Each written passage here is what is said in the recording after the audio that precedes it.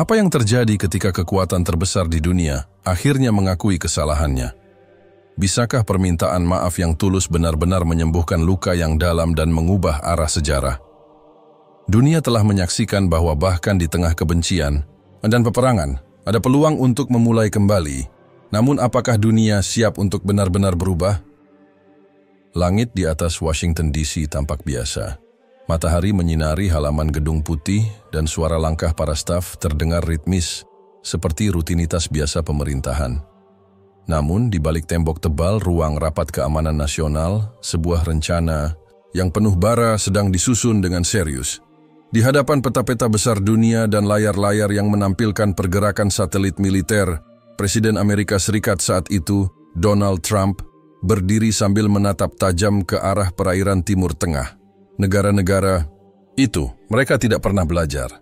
Kita akan tunjukkan kepada dunia bahwa kita tidak bisa diremehkan, katanya dengan nada tinggi, menatap para penasihat militernya satu persatu. Di antara yang hadir dalam pertemuan itu adalah Menteri Pertahanan dan Kepala Staf Gabungan. Rapat itu, menurut laporan dari The Washington Post yang mengutip sumber internal Gedung Putih, merupakan titik awal dari rencana operasi militer besar yang ditujukan kepada beberapa negara Muslim, termasuk Yaman dan Irak. Rencana itu disebut sebagai Operasi Laut Tenang, meski tujuannya jauh dari kedamaian.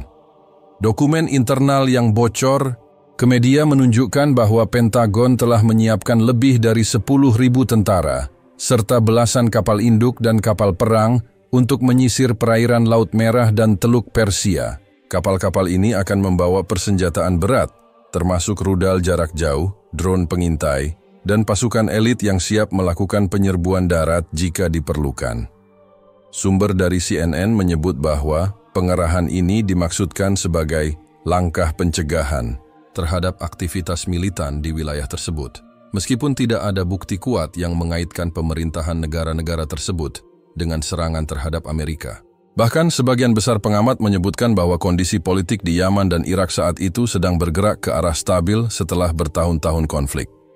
Namun, dalam pandangan Trump, kekuatan adalah bahasa utama. Ia menyebut negara-negara itu sebagai sarang teror dalam pidato publiknya pada akhir bulan itu, dan mengatakan bahwa Amerika tidak akan ragu menggunakan kekuatannya demi menjaga dunia bebas.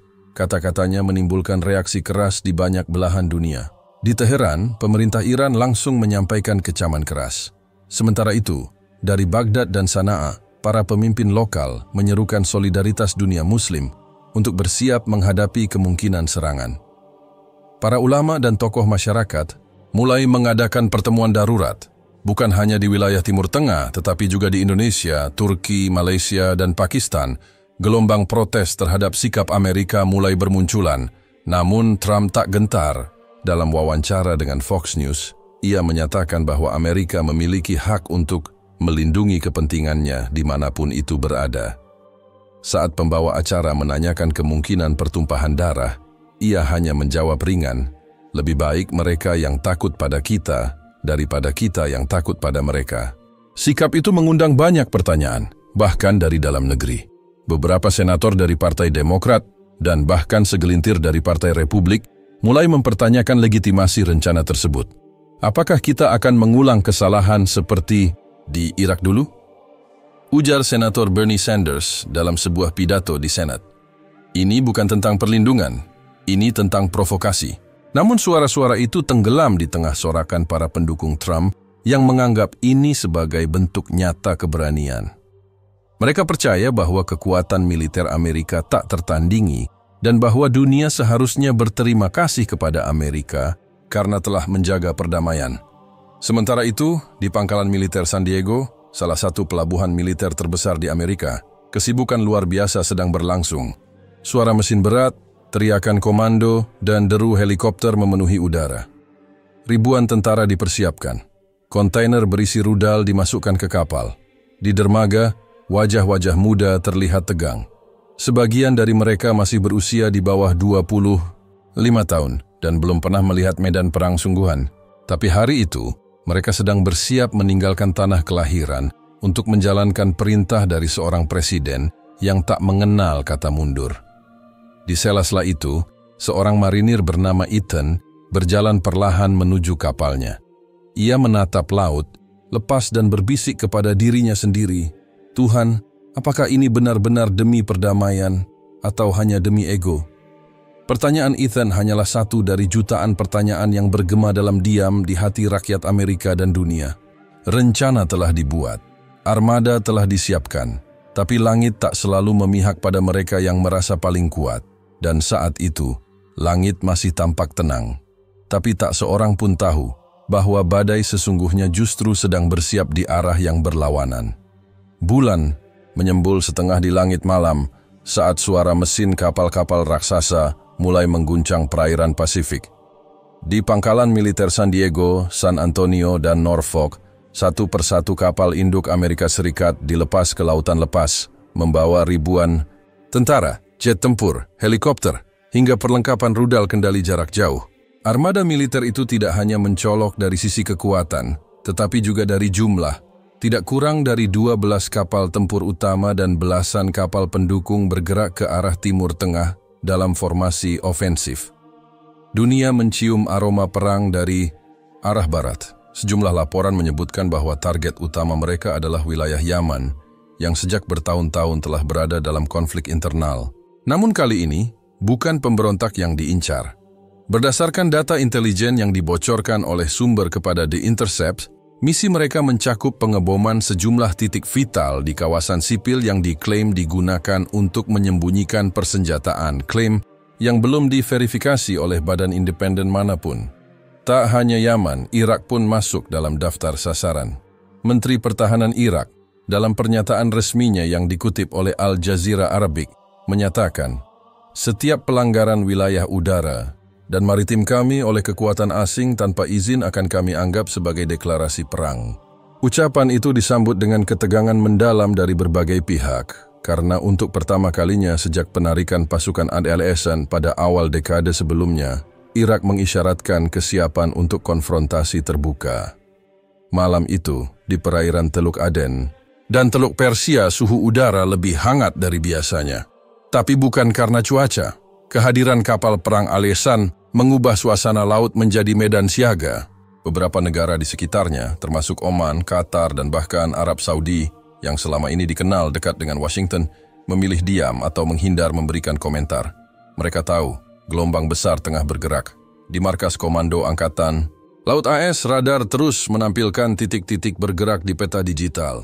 Sebuah formasi armada raksasa sedang mengarah ke koordinat yang telah dikunci sebelumnya. Semua peralatan komunikasi dalam mode siaga 1. Jet-jet tempur siap tinggal landas dalam hitungan menit jika dibutuhkan. Presiden Trump dari Gedung Putih terus menerima laporan berkala.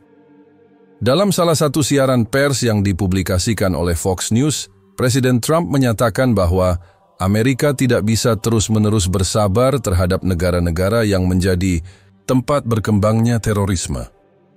Ia menambahkan, "Kami akan memastikan dunia aman untuk anak-anak kita, meskipun harus menggunakan kekuatan penuh." Kalimat itu terdengar heroik bagi sebagian pendukungnya, namun menakutkan bagi dunia yang menyaksikan ancaman militer terbuka kepada wilayah yang sudah lama menderita akibat perang. Di Riyadh, seorang analis militer bernama Farid Al-Masri dalam wawancara dengan Middle East Monitor menyatakan kekhawatirannya. Amerika sedang bermain api di ladang minyak.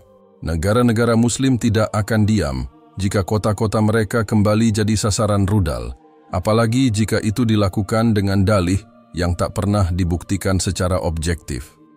Sementara itu, masyarakat sipil mulai panik. Di Yaman, warga mulai meninggalkan kota-kota pesisir. Mereka menuju daerah pegunungan dan pedalaman, berharap bisa menghindari serangan. Di Baghdad, ketegangan tampak jelas. Orang-orang kembali menyimpan persediaan makanan, generator, dan air bersih.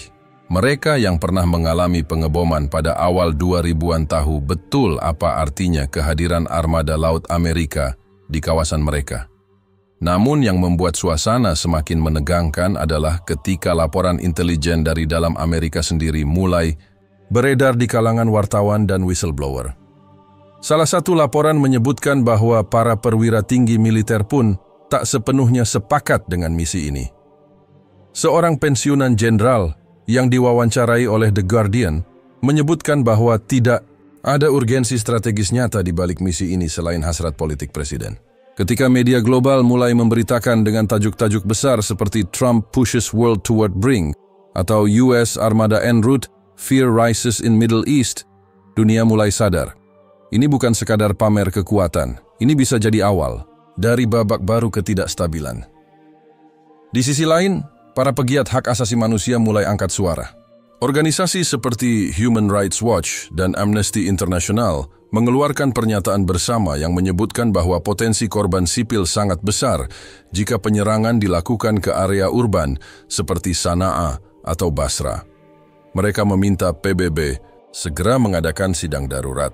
Namun hingga saat itu belum ada negara anggota tetap Dewan Keamanan yang mengajukan permintaan resmi. Dunia pun menahan napas. Namun ada satu hal yang tidak diketahui oleh Trump, Pentagon, maupun seluruh dunia saat itu.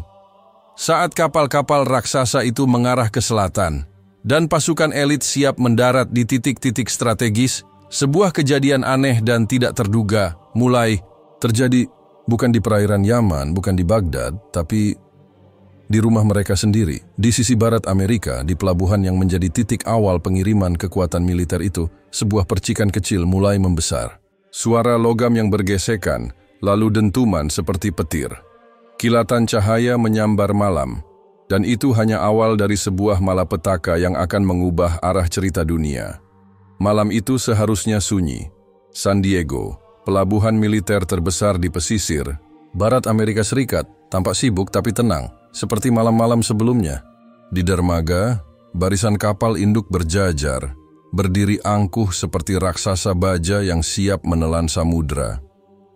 Lampu-lampu sorot menyinari tubuh mereka, menciptakan bayangan panjang yang bergerak pelan mengikuti riak air laut. Para prajurit, teknisi, dan petugas pelabuhan lalu lalang, sebagian dengan wajah lelah, sebagian lain dengan raut tegang. Mereka tahu, detik-detik keberangkatan tinggal menghitung jam. Tak ada yang menyangka, hanya dalam hitungan menit, segalanya akan berubah. Tepat pukul 2:15 dini hari, waktu setempat, suara keras menggelegar, memecah kesunyian. Malam, dentuman itu bukan sekadar ledakan, tetapi seperti patahnya tulang besar dari tubuh raksasa. Ledakan pertama memunculkan bola api setinggi lebih dari 50 meter. Gelombang panas yang ditimbulkan terasa hingga ke radius 5 kilometer. Jendela-jendela di pusat kota pecah. Alarm mobil berbunyi serempak. Langit malam mendadak merah membara. Beberapa detik kemudian, ledakan kedua menyusul. Kali ini jauh lebih besar. Kapal induk USS Theodore Roosevelt yang tengah bersandar di dermaga terbakar hebat. Asap hitam mengepul ke udara, memenuhi langit seperti kabut neraka. Suara ledakan itu terdengar hingga ke perbatasan Meksiko. Lantai dermaga terangkat, sebagian bahkan hancur. Peti-peti besar berisi rudal meledak beruntun. Beberapa jet tempur yang terparkir di atas kapal ikut terbakar. Suara jeritan memenuhi udara, campur aduk dengan teriakan komando dari petugas darurat yang panik. Kota San Diego terbangun oleh bencana yang belum pernah terjadi sebelumnya. Berita tentang ledakan itu segera menyebar ke seluruh dunia. CNN dalam siaran daruratnya menyebutnya sebagai the largest naval base explosion in US history. Pemerintah setempat langsung mengumumkan status darurat. Rumah sakit militer Balboa kewalahan menerima korban luka bakar, patah tulang, dan trauma. Data awal menyebutkan lebih dari 100 korban jiwa dan lebih dari 500 orang terluka, angka yang terus bertambah dari jam ke jam. Presiden Donald Trump diberitahu kejadian ini tepat ketika ia sedang memimpin rapat lanjutan di Situation Room. Menurut laporan dari The New York Times, Trump terdiam selama beberapa menit saat mendengar laporan bahwa 2 kapal induk utama hancur total, 3 kapal pendukung rusak berat, dan seluruh jalur suplai logistik lumpuh total. Kehancuran itu bukan hanya fisik, tetapi juga strategis. Spekulasi langsung bermunculan. Apakah ini sabotase? Apakah ini serangan balasan dari pihak asing? Atau kecelakaan internal akibat persenjataan sensitif yang gagal ditangani? Pentagon belum bisa memberikan jawaban pasti. Namun seorang pejabat tinggi keamanan nasional yang menolak, disebutkan namanya mengungkapkan kepada NBC News bahwa tidak ditemukan tanda-tanda aktivitas luar biasa di sekitar pelabuhan sebelum ledakan terjadi. Kamera pengawas menunjukkan tidak ada kapal asing atau drone di udara. Ledakan tampak terjadi dari dalam. Dugaan sementara, kegagalan sistem bahan bakar atau korsleting sistem amunisi. Namun banyak pihak meragukan kesimpulan sementara itu. Di Aramin 19. Media sosial, tagar Shimmer Sport Explosion dan San Diego Disaster menjadi trending global dalam waktu kurang dari 20 menit. Video-video amatir yang diunggah dari ponsel warga memperlihatkan kobaran api, langit merah, dan suara jeritan para tentara yang terluka. Salah satu video yang menjadi viral menunjukkan seorang marinir muda yang tersungkur di tanah, menatap langit, sambil berkata, "Tuhan, ini Amerika. Kenapa ini terjadi di sini?" Pertanyaan itu menjadi gema di banyak hati. Yang lebih mengejutkan lagi, seluruh sistem komunikasi militer di wilayah barat sempat lumpuh selama 20 menit setelah ledakan. Sebuah blackout tak terduga yang membuat pesawat-pesawat tempur yang sedang latihan di udara terpaksa melakukan pendaratan darurat. Analis militer menyebutnya sebagai skenario terburuk yang tak pernah dipersiapkan secara serius. Serangan dari dalam negeri sendiri, atau bahkan sesuatu yang tak terjelaskan. Tak berselang lama, Presiden Trump menggelar konferensi pers darurat. Dengan wajah pucat dan suara sedikit bergetar, ia berkata, "Kami sedang menyelidiki kejadian mengerikan ini. Kepada keluarga korban, saya menyampaikan duka mendalam. Dan kepada para musuh bangsa ini, siapapun kalian tidak akan bisa bersembunyi."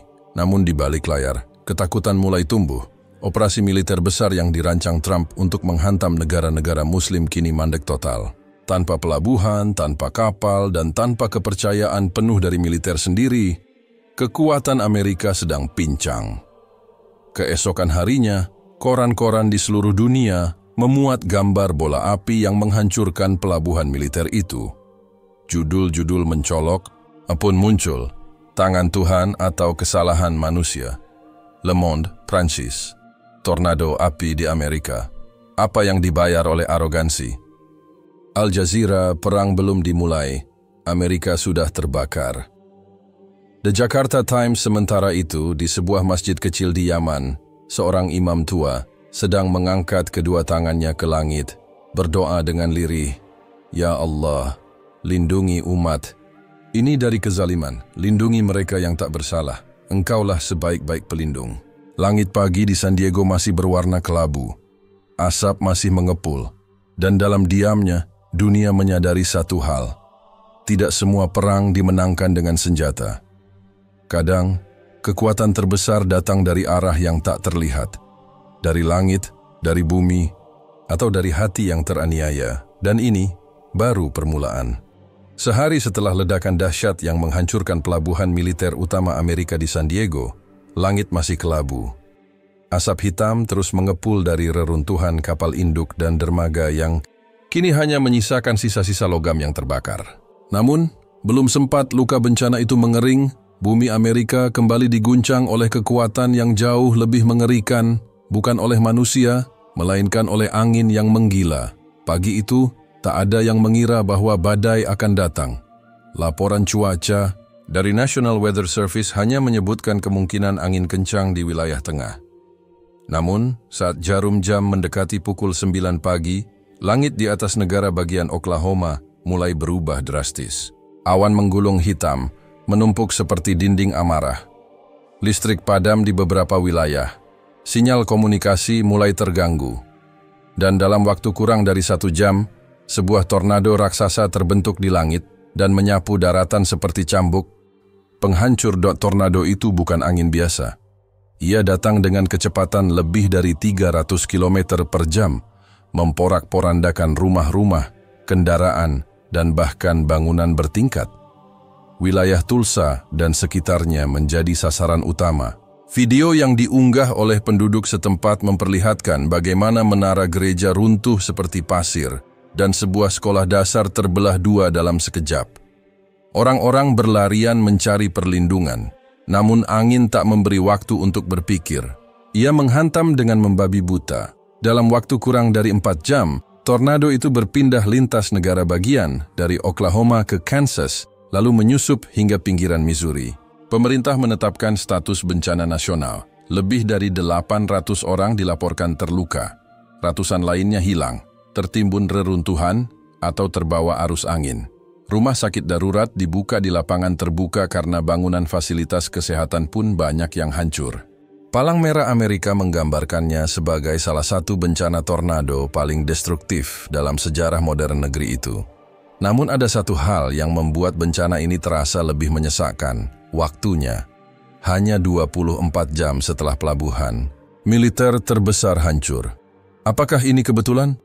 Tanya seorang jurnalis senior dari BBC World News saat melaporkan langsung dari lokasi bencana. Atau ini adalah tanda bahwa alam sendiri sedang bersuara? Pertanyaan itu menggema ke seluruh dunia. Di media sosial muncul tagar Gamation Karma Storm dan TBC Divine Warning yang menjadi viral. Warganet dari berbagai negara mulai mengaitkan dua tragedi beruntun itu dengan kebijakan Presiden Trump yang baru saja mengerahkan kekuatan militer untuk menyerang negara-negara Muslim. Ini adalah jawaban dari langit atas kesombongan manusia, tulis seorang ulama besar dari Mesir melalui akun resminya di media sosial. Ketika pemimpin besar dunia ingin menghancurkan negeri-negeri Muslim, Allah justru menurunkan ujian di tanah mereka sendiri. Lihatlah bagaimana yang sombong dibungkam oleh angin. Bahkan dari Israel, pernyataan mengejutkan muncul. Dalam rekaman, video yang bocor ke publik dan diputar di kanal berita Al Jazeera, Presiden Israel terlihat tertawa saat mendengar laporan kehancuran pelabuhan militer Al-Ilizam dan menyebutnya sebagai ironi politik yang sempurna. Pernyataan itu menuai kecaman, namun tak dapat dibantah. Citra Amerika sebagai negara tak terkalahkan sedang diuji dari dalam dan dari atas. Sementara itu, di Gedung Putih, suasana jauh dari stabil. Presiden Trump yang semula percaya diri dengan operasi militer skala besar, kini mulai kehilangan pijakan. Dalam pertemuan darurat yang digelar di ruang situasi, ia terlihat muram. Sejumlah penasihat militer bahkan mulai menyarankan untuk menghentikan rencana serangan dan menarik mundur pasukan yang sudah siap di lautan. Tetapi keputusan tidaklah mudah. Menghentikan operasi akan tampak seperti kelemahan. Tapi melanjutkannya, setelah dua bencana besar menghantam jantung negeri sendiri, bisa memicu kecaman tak terkendali dari dalam dan luar negeri. Di antara keheningan rapat itu, seorang penasihat senior berkata dengan suara pelan namun tegas, "Tuan Presiden, mungkin ini saatnya kita bertanya, bukan kepada musuh kita, tapi kepada diri kita sendiri. Apakah ini peringatan?" Trump terdiam, matanya menatap ke jendela. Di luar, langit Washington diselimuti awan tebal, dan rintik hujan mulai turun perlahan, seolah alam sedang berduka.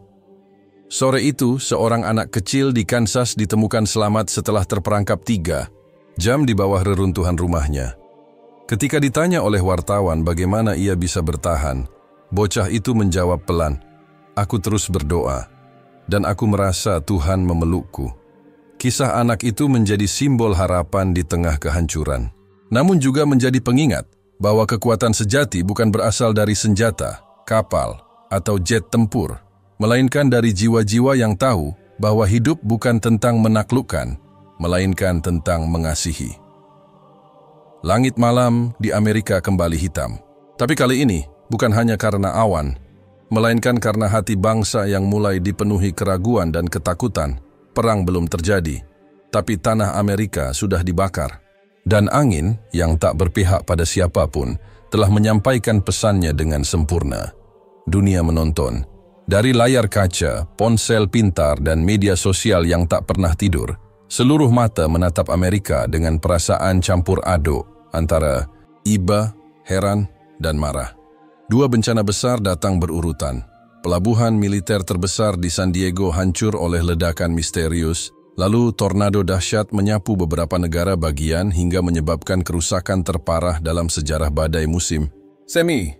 Negara adidaya itu kini terluka, bukan oleh musuh dari luar, tetapi oleh kekuatan yang tak terduga, tak terlihat, dan bagi sebagian orang, terlalu tepat waktu untuk disebut kebetulan. Reaksi dunia muncul dalam gelombang yang berbeda-beda. Di Timur Tengah, sebagian besar pemimpin Muslim menyampaikan belasungkawa. Presiden Irak mengirimkan pesan resmi ke Gedung Putih, menyatakan simpati terhadap korban, dan berharap agar Amerika diberi kekuatan menghadapi cobaan. Presiden Turki, dalam konferensi pers bersama Menteri Luar Negerinya, menyebut peristiwa itu sebagai ujian bagi seluruh umat manusia agar tidak mengedepankan ego dan kekuatan militer dalam menyelesaikan perbedaan. Namun rakyat tidak diam. Di jalan-jalan Baghdad, ribuan orang turun dengan spanduk bertuliskan, "Kami menangis untuk rakyat, bukan untuk pemerintah kalian." Sebuah ironi bahwa negara yang hendak dibombardir justru mengirim doa dan simpati kepada negara penyerangnya. Di Yaman, di tengah reruntuhan kota yang sudah lama menderita akibat perang berkepanjangan, para ibu-ibu berkumpul di halaman masjid, memanjatkan doa bersama. Beberapa dari mereka membawa foto anak-anak yang menjadi korban serangan udara di tahun-tahun sebelumnya. Mereka menangis, bukan karena dendam dibayar, tetapi karena merasa penderitaan mereka akhirnya terlihat oleh dunia. Di Indonesia, Malaysia, Pakistan, dan negara-negara Muslim lainnya, gelombang solidaritas bermunculan.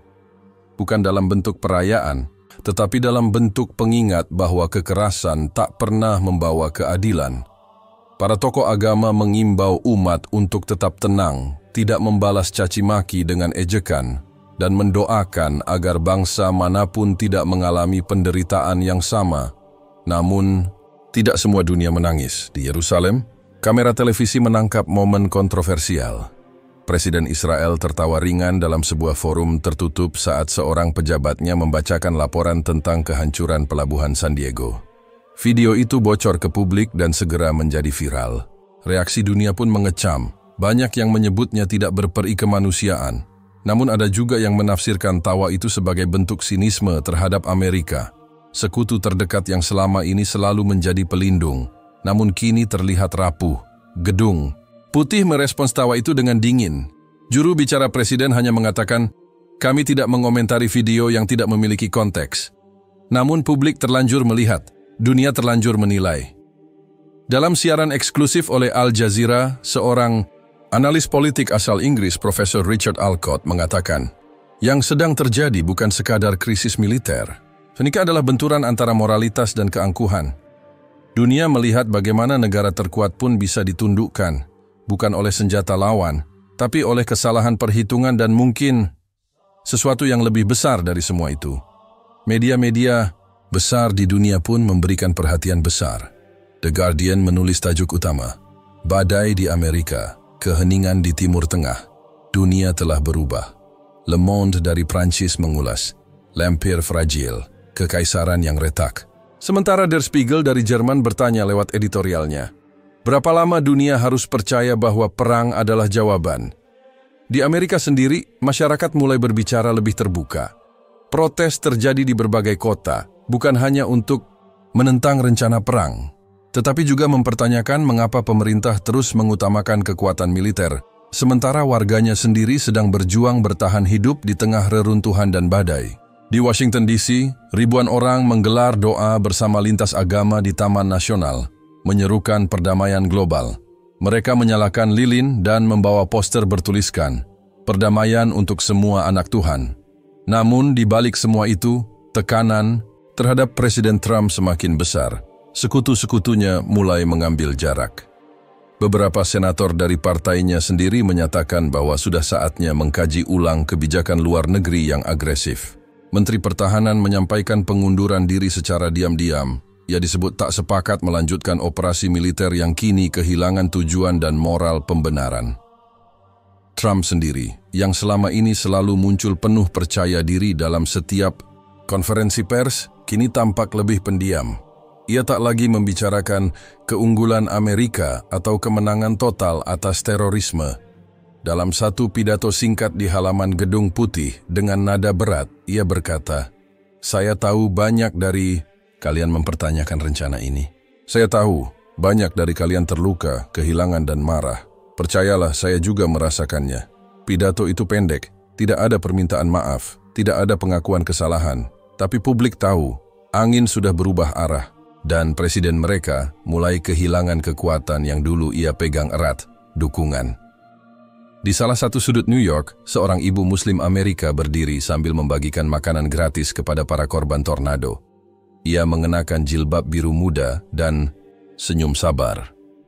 Saat ditanya kenapa ia membantu, padahal bangsanya yang menjadi sasaran perang, ia menjawab, "Karena Islam mengajarkan kasih sayang, bahkan kepada mereka yang melukai kita. Bukan balas dendam yang menyembuhkan dunia, tapi cinta dan pengampunan." Malam itu, dunia menyaksikan dua sisi yang kontras, ledakan dan doa, angin dan pelukan, tawa sinis dan air mata ketulusan. Dan di tengah semuanya, umat manusia seperti diingatkan bahwa kesombongan hanya mempercepat kejatuhan dan yang lemah tak selamanya tanpa daya. Kadang yang hanya punya doa justru menang. Pagi di Washington DC itu terasa berbeda. Gedung Putih, yang biasanya ramai oleh para jurnalis dan staf yang berlalu lalang dengan tergesa, mendadak sepi dan hening seperti museum tua. Tak ada canda dari para pengawal, tak ada hiruk-pikuk konferensi pers di taman depan. Yang tersisa hanya desas-desus, suara langkah pelan di koridor, dan ketegangan yang nyaris bisa dirasakan dari udara. Presiden Donald Trump, yang dikenal dengan gaya kepemimpinan blak-blakan dan agresif, kini lebih banyak mengurung diri di ruang oval. Menurut laporan dari The New York Times, selama 3 hari penuh setelah tornado menggulung negara bagian tengah dan ledakan memusnahkan pelabuhan militer, Trump hanya tampil 1 kali di publik, itu pun dengan naskah pidato yang dibacakan kaku dan tanpa improvisasi, hal yang sangat jarang ia lakukan. Di balik pintu tertutup, kekacauan tengah berlangsung. Ruang rapat keamanan nasional berubah menjadi arena debat yang panas. Pihak militer terbelah. Sebagian mendesak agar operasi militer terhadap negara-negara Muslim dihentikan total, sementara sebagian lainnya masih bersikeras bahwa Amerika tidak boleh menunjukkan kelemahan. Namun satu hal yang jelas, seluruh perencanaan awal kini tidak lagi relevan. Armada yang sebelumnya diberangkatkan ke Timur Tengah kini kehilangan titik koordinasi, suplai logistik terputus, dan kepercayaan publik runtuh. Kita tidak bisa melanjutkan serangan tanpa kontrol penuh atas jalur suplai dan dukungan logistik, kata seorang jenderal Angkatan Laut dalam rekaman rapat yang bocor ke The Atlantic. Jika kita terus memaksa, kita akan menciptakan bencana baru. Namun, bukan hanya militer yang terpecah. Di tubuh pemerintahan sendiri, konflik menguat. Menteri Luar Negeri mengajukan pengunduran diri secara diam-diam. Kepala Staf Gedung Putih dikabarkan berselisih tajam dengan penasihat keamanan nasional karena ketidakjelasan perintah presiden. Salah satu sumber dari dalam mengatakan bahwa Gedung Putih kini beroperasi tanpa arah yang pasti. Seorang jurnalis senior dari Washington Post menulis dalam kolom editorialnya, "Kita tidak hanya menyaksikan krisis geopolitik, tapi juga kehancuran struktur pemerintahan dari dalam. Ini bukan hanya karena badai atau ledakan. Ini karena ketidaksiapan. Kita menghadapi kenyataan bahwa dunia tidak selalu bisa dikendalikan dari satu meja di ruang oval." Publik, yang awalnya terbagi antara mendukung dan menolak serangan ke negara-negara Muslim, kini mulai bersatu dalam satu suara, marah dan kecewa. Demonstrasi terjadi di New York, Chicago, Los Angeles, dan bahkan di depan Gedung Putih sendiri. Poster-poster bertuliskan perang membunuh kami sendiri dan kami tidak butuh musuh, kami sudah hancur, membanjiri jalan-jalan. Di tengah gelombang tekanan itu, Trump hanya mengirimkan satu sinyal ke publik. Ia tidak akan membuat keputusan. Apapun sampai penyelidikan atas ledakan pelabuhan dan tornado selesai dilakukan. Namun itu bukan jawaban yang memuaskan. Ketika negara sedang dalam kondisi krisis, diam dianggap sebagai bentuk ketidakpedulian. Media internasional menyoroti kebisuan Gedung Putih dengan tajam. The Economist menulis, seorang presiden yang dulu memenuhi dunia dengan cuitan kini bisu di tengah kobaran api dan angin. Deutsche Welle dari Jerman menyebut situasi ini sebagai collapse of command. Sementara itu, dari arah luar negeri, tekanan diplomatik mulai muncul. Dewan Keamanan PBB, yang sebelumnya enggan membahas rencana serangan Amerika, kini mendesak agar dilakukan sidang darurat untuk mengkaji ulang seluruh kebijakan militer Washington.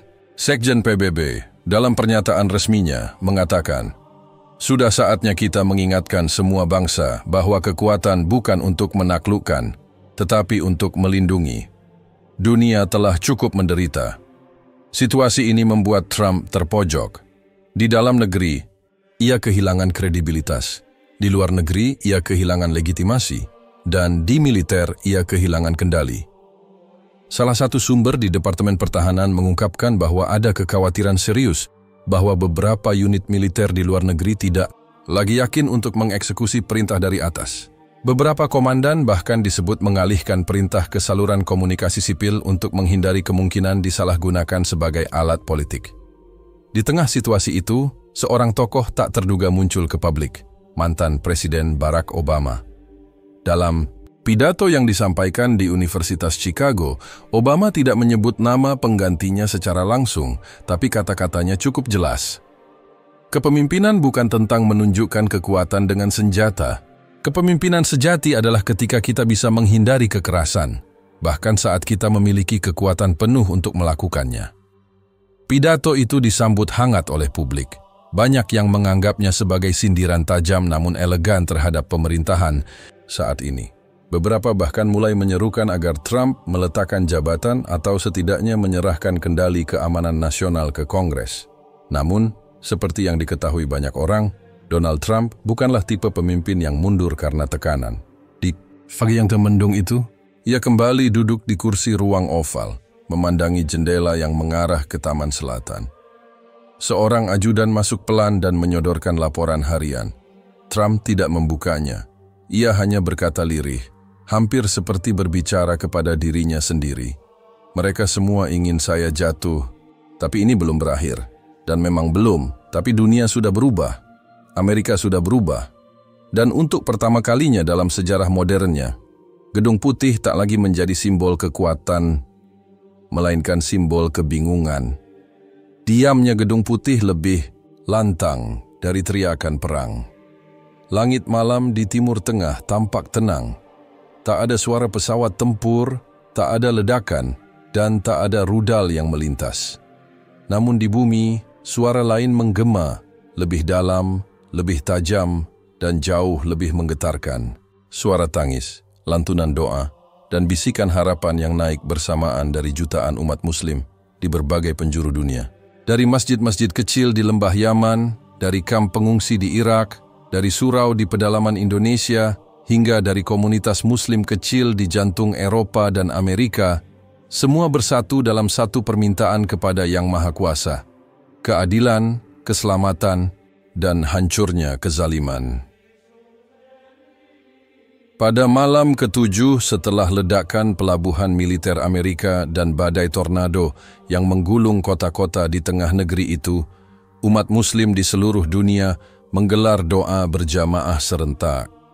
Mereka menyebutnya malam pembalasan tanpa senjata. Bukan pembalasan yang mereka minta, tetapi perlindungan dan keadilan ilahi atas rencana penghancuran negeri-negeri mereka. Di Masjid Agung Sana'a, ribuan jamaah memenuhi halaman hingga melubar ke jalan. Imam masjid, seorang ulama sepuh yang sudah melewati lebih dari 5 dekade konflik, berdiri dengan suara gemetar. Ya Allah, Engkau Maha Melihat. Jika mereka hendak menghancurkan kami dengan kapal-kapal perang mereka, maka lindungilah kami dengan lautan-Mu. Jika mereka kirimkan rudal ke langit kami, maka kirimkanlah angin-Mu ke langit mereka. Doa itu direkam dan disebarkan ke seluruh dunia. Dalam waktu kurang dari 2 jam, video itu ditonton oleh lebih dari 5 juta orang, diterjemahkan ke berbagai bahasa, dan menjadi simbol kesatuan spiritual yang tak bisa dilawan dengan senjata. Di Jakarta, para tokoh lintas agama bergabung dalam aksi damai di Monumen Nasional. Mereka menyalakan lilin dan mengheningkan cipta untuk para korban di Amerika, sambil mengutuk rencana serangan militer terhadap negara-negara Muslim. Seorang pemimpin umat Kristen bahkan mengangkat Alkitab dan berkata, kalau kita percaya Tuhan, kita tak bisa percaya pada perang, karena tak ada perang yang dikehendaki oleh cinta. Suasana yang sama muncul di Lahore, Kairo, Khartoum, hingga Sarajevo. Doa menjadi senjata, tangis menjadi bahasa, dan keyakinan bahwa Tuhan tidak tidur mulai menyatu dalam kesadaran global. Yang Mengejutkan, gelombang spiritual ini mulai mempengaruhi opini publik di negara-negara barat. Di Amerika sendiri, kelompok-kelompok religius mulai menyuarakan penolakan terhadap kebijakan luar negeri yang agresif. Gereja-gereja menggelar misa khusus untuk mendoakan perdamaian. Para pemimpin spiritual mengingatkan bahwa bencana yang menimpa bukan sekadar ujian, tapi bisa jadi peringatan.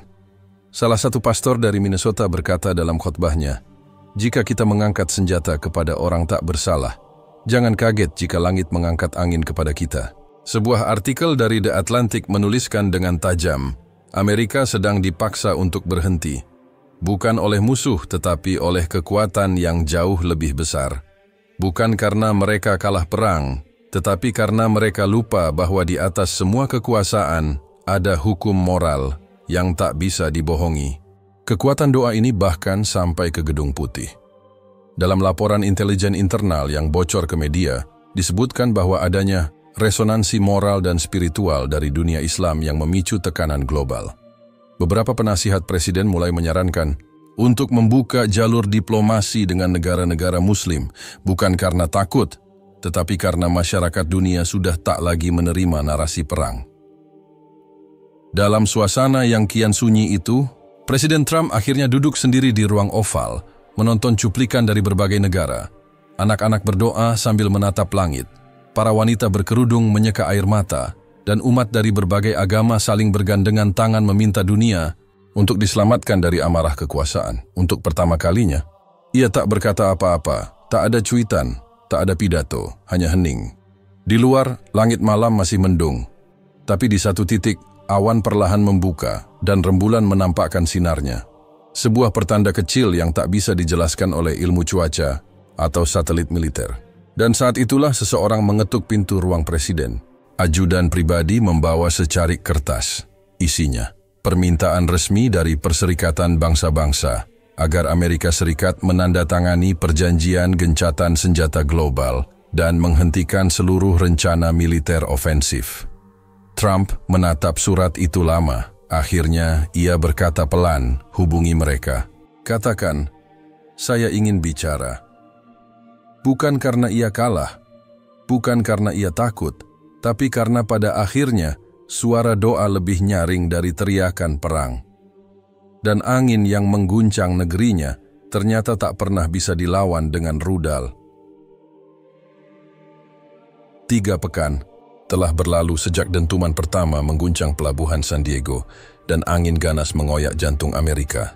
Dalam hitungan hari, negara adidaya itu jatuh ke dalam spiral bencana, kekacauan internal dan tekanan moral dari dunia yang muak pada perang.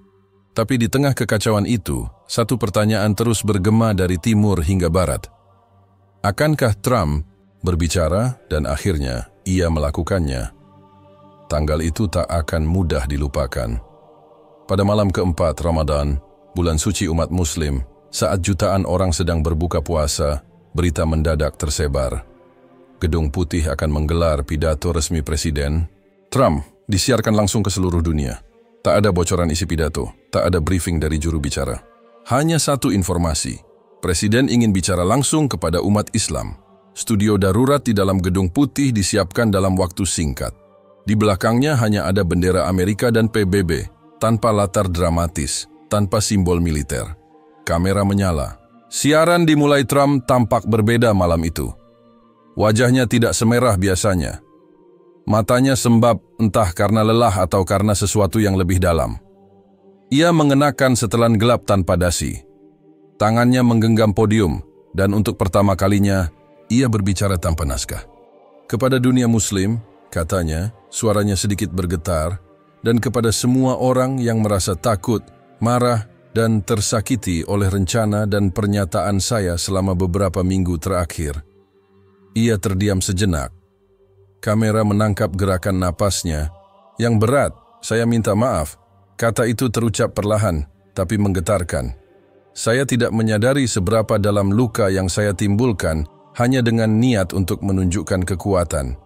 Saya tidak paham, atau lebih tepatnya, saya tidak mau paham bahwa kekuatan sejati bukan terletak pada kapal perang atau rudal, tapi pada bagaimana kita bisa mencegah penderitaan satu anak, satu keluarga, satu negeri. Siaran itu disaksikan lebih dari 300 juta orang di seluruh dunia, menurut laporan dari Reuters. Di media sosial, tagar "Kamja Trump Apologizes" menjadi trending nomor 1 global dalam waktu 15 menit. Trump melanjutkan pidatonya tidak sebagai pemimpin arogan seperti biasanya, tapi sebagai seseorang yang tampaknya sudah melewati pergolakan batin. Ia mengakui bahwa rencana serangan ke Yaman dan Irak adalah bentuk reaksi berlebihan atas tekanan politik dan ketakutannya terhadap citra kelemahan. Ia mengaku telah dikuasai oleh ide bahwa kekuatan militer bisa menyelesaikan semua persoalan. Saya tidak bisa mengembalikan apa yang sudah rusak. Saya tidak bisa menghidupkan kembali siapapun, tapi saya bisa memastikan bahwa mulai malam ini, Amerika tidak akan lagi melanjutkan operasi militer yang tidak berdasar terhadap negara manapun. Tepuk tangan tidak terdengar di siaran itu. Hanya keheningan. Namun di belahan dunia lain, tangis terdengar dari banyak rumah. Bukan karena marah, tapi karena lega. Para ibu di Yaman menangis sambil memeluk anak-anak mereka. Seorang anak kecil di Mosul menggambar bendera putih dan menuliskan kata syukran dengan tangan gemetar. Di Iran, yang selama ini menjadi sasaran diplomasi keras Washington, para pemimpin spiritual menyambut pidato itu dengan tenang. Ayatollah tertinggi menyampaikan melalui televisi nasional, "Kami menerima pengakuan itu sebagai langkah awal. Kami belum lupa, tapi kami siap memaafkan." Sementara itu, di Israel, presiden yang sebelumnya tertawa mendengar kehancuran pelabuhan Amerika kini terdiam. Dalam wawancara dengan Haaretz, ia hanya berkata, "Dunia berubah, dan kami harus berubah bersamanya." Pidato Trump juga mengguncang lanskap politik dalam negeri. Para pendukung garis kerasnya marah, menyebutnya lemah, dan tunduk pada tekanan global. Namun gelombang dukungan dari rakyat biasa justru membesar. Banyak yang menilai bahwa untuk pertama kalinya dalam sejarah, seorang presiden Amerika mengakui kesalahan atas kebijakan luar negeri terhadap dunia Muslim secara terbuka.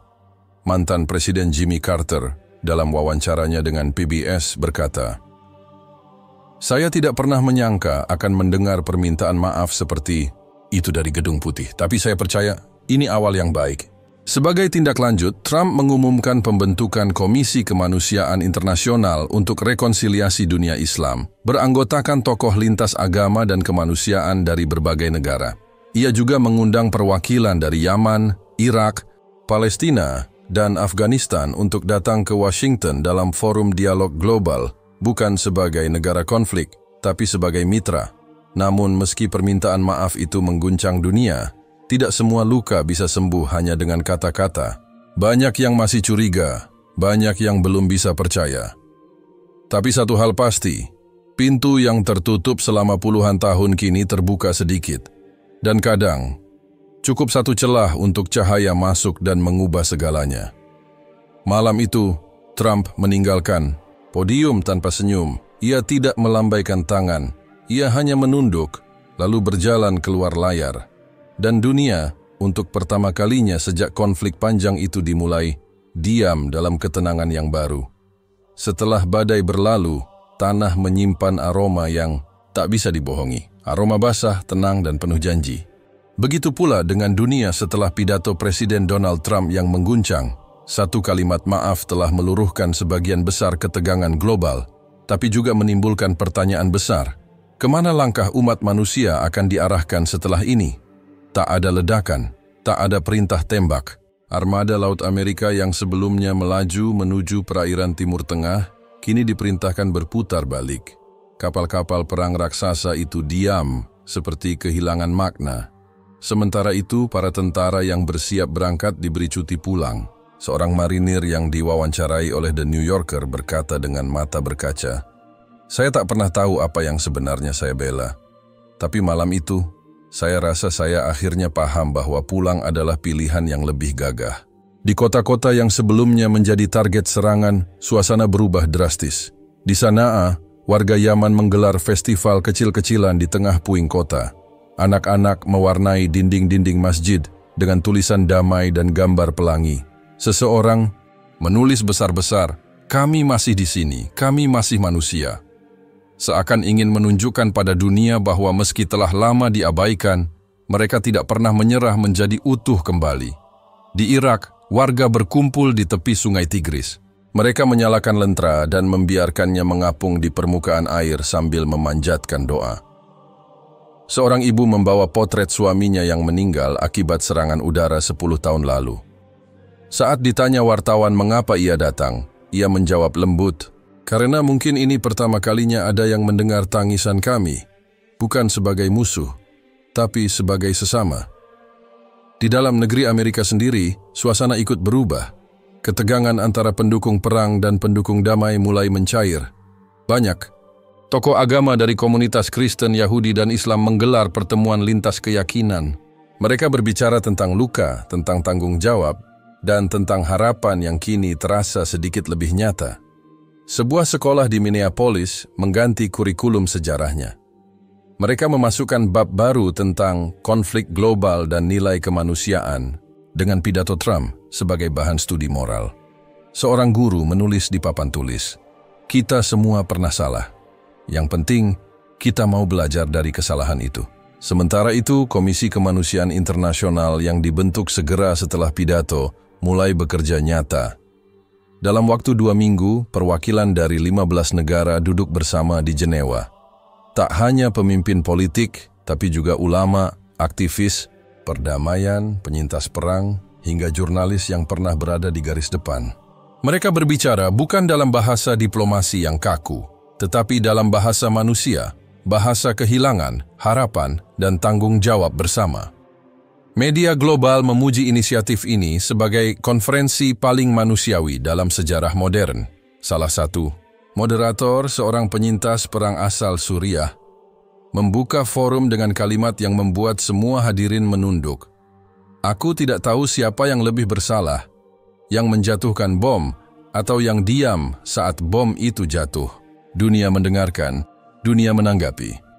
Bantuan kemanusiaan mengalir deras ke wilayah-wilayah konflik yang selama ini terabaikan. Sekutu-sekutu Amerika yang sebelumnya diam, mulai aktif membantu dalam bentuk non-militer, membangun rumah sakit, mengirimkan guru, menyediakan air bersih. Bahkan negara-negara yang selama ini berseberangan secara ideologi mulai membuka pintu komunikasi. China dan Iran mengirimkan delegasi khusus ke forum perdamaian untuk menyampaikan kesediaan membangun ulang daerah-daerah yang rusak karena konflik. Namun, perubahan tidak hanya terjadi di ranah kebijakan. Hati manusia pun mulai berubah. Di sebuah sekolah dasar di Houston, Texas, seorang anak laki-laki keturunan Arab bernama Ahmed, yang sebelumnya sering diintimidasi karena namanya, akhirnya diberi penghargaan sebagai sahabat terbaik oleh teman-temannya. Ketika gurunya bertanya bagaimana ia merasa saat itu, Ahmed tersenyum dan berkata pelan, "Rasanya seperti hujan sudah berhenti. Memang belum semua luka sembuh. Masih ada trauma, masih ada dendam yang belum terobati, dan masih ada pihak-pihak yang memanfaatkan situasi untuk kepentingan politik. Tapi dunia kini berada di tikungan penting, antara kembali pada siklus kekerasan atau berjalan menuju jalan yang belum pernah sepenuhnya dijelajahi, jalan pengampunan dan perubahan struktural." Banyak yang menyebut masa ini sebagai era tanpa nama, sebuah masa transisi di mana manusia masih meraba-raba, belum sepenuhnya yakin, tapi juga tak ingin kembali ke kegelapan lama. Seperti bumi setelah hujan, masih basah, masih berlumpur, tapi aroma tanahnya menyimpan janji bahwa benih yang ditanam hari ini bisa tumbuh esok hari. Dan di tengah kebingungan itu, dunia akhirnya mulai belajar bahwa tidak ada kekuatan yang lebih dahsyat dari pengakuan tulus dan niat memperbaiki. Bukan karena satu pidato telah menyelesaikan segalanya, tapi karena pidato itu menandai bahwa seseorang yang selama ini membanggakan kekuatan, akhirnya memilih menjadi manusia. Langit, yang dulu dipenuhi awan kelabu dan petir, kini terlihat lebih cerah. Bukan hanya di atas bumi, tapi di hati umat manusia. Sebuah perjalanan panjang menuju perdamaian global, yang sempat tampak mustahil, kini mulai menyentuh kenyataan. Ketegangan yang selama ini mengikat dunia mulai terurai perlahan, meskipun perjalanan menuju penyembuhan itu masih jauh dan penuh tantangan. Setelah pidato permintaan maaf yang disampaikan oleh Presiden Donald Trump, dunia Muslim dan dunia Barat, yang sebelumnya terpecah, kini mulai menemukan titik temu. Tidak ada janji instan bahwa konflik akan hilang begitu saja. Namun apa yang terjadi setelah itu adalah suatu fenomena yang tidak pernah diprediksi oleh banyak orang. 3 bulan setelah pidato itu, Perserikatan Bangsa-Bangsa menyelenggarakan pertemuan yang disebut Konferensi Perdamaian Dunia 2025. Untuk pertama kalinya, negara-negara besar dan negara-negara Muslim yang sebelumnya berselisih duduk di satu meja. Mereka berbicara tentang masa depan, tentang negara-negara yang masih terluka akibat perang, dan tentang cara-cara baru untuk menyelesaikan konflik tanpa harus mengangkat senjata. Laporan dari BBC menyebutkan bahwa meskipun tidak ada kesepakatan besar yang tercapai, dialog terbuka dan jujur di antara negara-negara yang bermusuhan selama ini adalah langkah penting yang tak pernah terbayangkan sebelumnya. Di meja itu, beberapa negara yang terlibat dalam konflik langsung, termasuk Yaman, Irak, dan Afghanistan, diberi kesempatan untuk berbicara tanpa rasa takut, dihukum, atau diabaikan. Yang paling menggugah adalah pidato seorang wanita dari Afghanistan, seorang ibu yang telah kehilangan 2 anaknya dalam serangan udara, yang meminta kepada dunia untuk mengutuk kebijakan perang yang tak berdasar. Kami bukan musuh, kami adalah ibu, ayah, anak, dan saudara. Kami hanya ingin hidup dalam damai. Jangan biarkan anak-anak kami tumbuh dengan kebencian. Biarkan mereka tumbuh dengan cinta dan harapan. Pidatonya membuat banyak peserta terdiam. Banyak dari mereka yang tidak bisa menahan air mata. Laporan yang dipublikasikan oleh Al Jazeera bahkan menyebutkan bahwa saat itu tak ada yang berbicara untuk beberapa menit. Hanya hening yang menguasai ruangan. Namun perubahan ini bukan hanya dirasakan oleh pemerintah atau para pemimpin dunia. Dampak besar dari pengakuan dan permintaan maaf Trump juga terasa di kalangan rakyat biasa. Di Amerika, sebuah gerakan yang disebut Peace and Reconciliation mulai berkembang pesat. Sebuah inisiatif yang dipimpin oleh individu-individu yang pernah terlibat dalam perang, yang kini bekerja tanpa mengenal batas agama atau ras, untuk membangun kembali kepercayaan dan hubungan yang telah lama rusak. Di Yaman, proyek pembangunan rumah sakit yang dibiayai oleh negara-negara Barat, termasuk Amerika Serikat, dimulai dengan bantuan dari perusahaan-perusahaan swasta dan LSM internasional. Hal yang sebelumnya tak terbayangkan kini menjadi kenyataan. Sebuah rumah sakit yang dibangun dengan tangan-tangan yang bersatu mengingatkan dunia bahwa ada harapan meski terluka. Di Irak, ratusan orang berkumpul di Al-Mutanabbi Street, jalan yang selama bertahun-tahun menjadi simbol peperangan. Mereka menanam pohon, menanam benih, dan menulis puisi perdamaian di atas lembaran kertas. Seorang pemuda yang dulunya terlibat dalam kelompok militan mengangkat tangannya dengan penuh harapan. Ia berkata dengan suara lantang, "Kami yang dulu berperang kini berdamai dengan tanah dan sesama. Kami tahu perdamaian bukan hanya tentang menghentikan tembakan. Perdamaian adalah tentang menerima, saling memahami, dan belajar dari luka." Namun dunia juga tidak sempurna. Beberapa pihak tetap skeptis. Di Amerika, beberapa kelompok konservatif menganggap permintaan maaf itu adalah bentuk kelemahan. Mereka berpendapat bahwa kebijakan agresif terhadap negara-negara Muslim seharusnya tetap berlanjut untuk menjaga kepentingan nasional Amerika. Mereka menyuarakan opini bahwa Trump telah melunak karena tekanan internasional yang terlalu besar.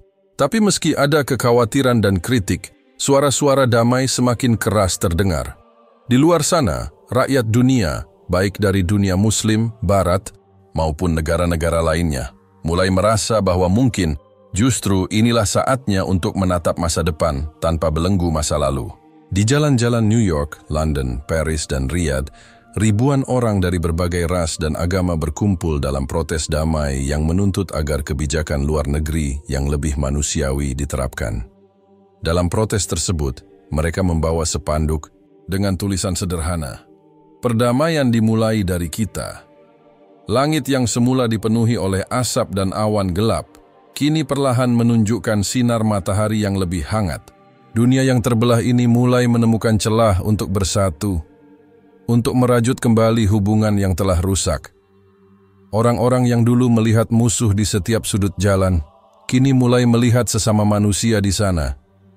Mereka tidak lagi diliputi ketakutan yang tak berujung, tetapi perlahan belajar untuk saling menghormati dan memahami. Namun, ini bukanlah akhir dari perjalanan. Ini hanyalah bab awal dari perjalanan panjang yang penuh tantangan. Masih ada banyak luka yang harus disembuhkan. Masih ada banyak ketidakadilan yang harus diperbaiki.